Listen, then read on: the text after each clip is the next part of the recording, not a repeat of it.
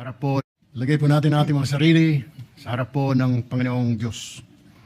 Panginoon namin Diyos, time team po kami sumasama sa inyo. Natulungan niyo po ang aming bayan na sadlak sa sandamakmak na problema ngayon. Bukod po kasi sa problema sa mahal na presyo ng bilihin, nariyan pa rin po ang problema na walang pambayad sa pagpapagamot ng marami naming kababayan. Ang maliit na mga sahod na hindi mapagkasya at marami pa pong iba. Subalit ang pinakamalalang problema na aming inilalapit sa inyo ay tungkol sa aming mga sarili. Sa halip po na unahin ang kapakanan at mga suliranin ng aming mga mamayan, may mga pagkakataong nauna ang interes ng sarili, partido o grupo. Humihingi po kami ng patnubay sa ating mapagmahal na Diyos. Pagkos, liwanagin niyo po ang aming isipan at buksan ang aming mga mata na unahin muna ang pangangailangan ng aming mga kababayan dahil kami po ang kanilang inaasahan na tutulong at magresolba sa mga problema ng bayan.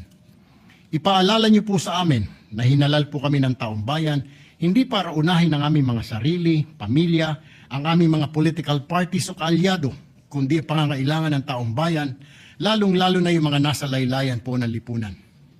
Bigyan mo po kami ng lakas na loob na tanggapin, na magsakripisyo para sa kapakanan ng bayan at hindi ng aming mga sarili at mga kaalyado. Amen.